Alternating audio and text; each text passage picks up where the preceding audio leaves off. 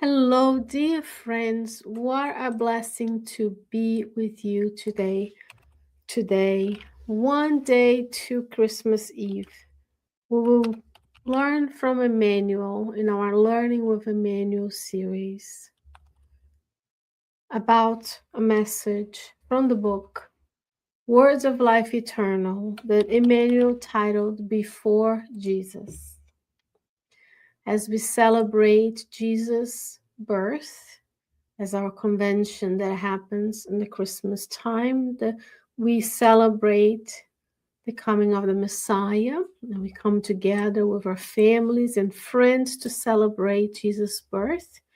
You and I learn from Emmanuel, and this is message 12 of the book Words of Life Eternal.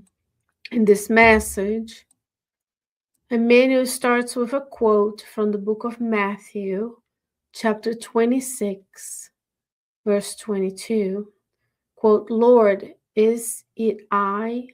Unquote, the disciples. And Emmanuel will explain to us this verse. At the Master's words, referring to the spirit of weakness and betrayal that surrounded him, the disciples uneasy ask, Lord, is it I? And nearly all of us, when reflecting on Judas' gesture, condemn him in our thoughts. Why did he have the courage to sell the divine friend for 40 pieces of silver? Yet, it is enough for us to look deeper within ourselves to see our denial of Christ. So as we are talking about the celebratory nature of Christmas, and for others in other religions, because we Spiritists are very cognizant and respectful of other religions, right? Others celebrate Hanukkah, Kwanzaa, right? Some don't celebrate. So all billions of us have different categories. As we Christians celebrate the birth of Jesus, Emmanuel is inviting us to look deeper and think, am I denying Christ as much as Judas did? And he'll be like, how can I, as a Christian, deny Christ? Many times we do, as we see, right? Let's see what else this message brings to us as we look deep inside. Do we support Christ? Do we act Christ-like? Do we know how to triage our actions, our thoughts in a way that we realize, are they fulfilling God's laws, right? The Christ consciousness. Judas may have yielded to the political passions of his time, deceived by the insinuations of groups hungering for liberation of Roman oppression. Judas may have imagined that Jesus, in the Sanhedrin, would claim the role of emancipator of his land and people, achieving an undeniable human triumph, right? We have to think about the Jewish people at the time, which would include the followers of Jesus as Jewish people under the rule of Rome. And they were expecting the Messiah to come. And that Messiah, for some of them, or maybe for the majority, would be a warrior, someone who would come and conquer. So, and only after the painful and terrible disillusionment, he would have grasped the whole truth. Judas have grasped the truth. What is the truth? The truth is that Jesus is not a warrior. He's not going to conquer. He's going to do the good, show to us what it is to be a human on this planet with his kindness and with his service, and then we'll follow. And Emmanuel asks us the questions, what about us? What about you, dear friends, as we listen to this right before Christmas? Are we the ones with our actions denying Christ or following Christ and showing a Christ-like behavior? How many times, Emmanuel continues, and how many lives and circumstances have we sold Jesus at the altar of our own hearts At the paltry price of a personal folly, how many times we've left Jesus behind? We left him and we followed what? The whims of the culture that you and I have experienced throughout many lifetimes.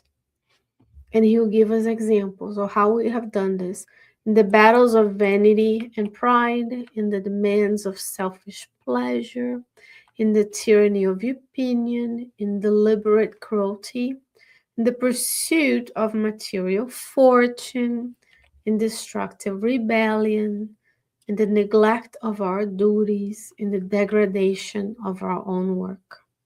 So many times throughout many lives and circumstances, we are constantly denying Jesus as we gather together with our families to celebrate his birth. Many of us today are battling, maybe not in the battlefields of wars that still happen, but vanity and pride, demanding selfish pleasures just for me, my experiences, my families, and we couldn't get to care about others, right? Neglect of our duties. So what are our duties today as Christians towards others? Do unto others. If we wish to have something, we need to do unto others. So he's going to continue. In the intimate building of the kingdom of God, let us meditate on our errors, conscious or not, defining our responsibilities and debts towards life, towards nature, and towards our fellow beings.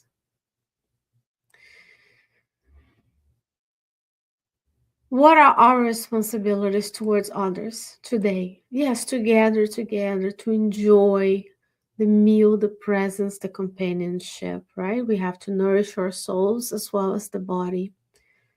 Well, let's think about these responsibilities as a touchstone for change, a touchstone that Jesus came to change the world, to teach us how it is to be, how divine beings live in harmony with one another, always serving, right? The good spirits are always serving us.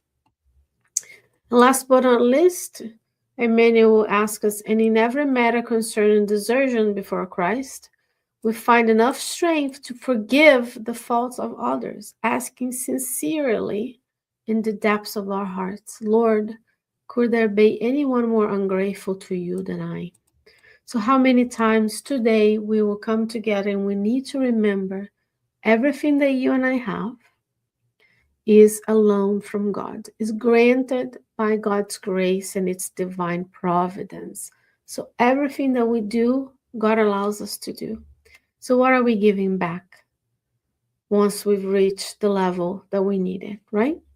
So as we think about this behavior before Jesus, let's think about those less fortunate. Let's think about those who could have the crumbs of our existences make a big difference in their lives. Let's reach out to family members and friends who may be alone in this season. Let's reach out to organizations and volunteer our time, volunteer our resources, right? Because Christ came and Christ did what? Christ served you and I. And Christ continues to serve us in the spiritual realm. And today, as we celebrate this week, we celebrate, not today, but this week, we celebrate Christmas. Let's follow Christ's advice and do the good everywhere we go. Dear friends, I wish you a wonderful Christmas. And God willing, I'll be back with you soon with another study of one of the books of Emmanuel in our Learning with Emmanuel series. Make sure to leave your comments, your questions, like, subscribe, and follow, and I'll see you soon. Bye-bye.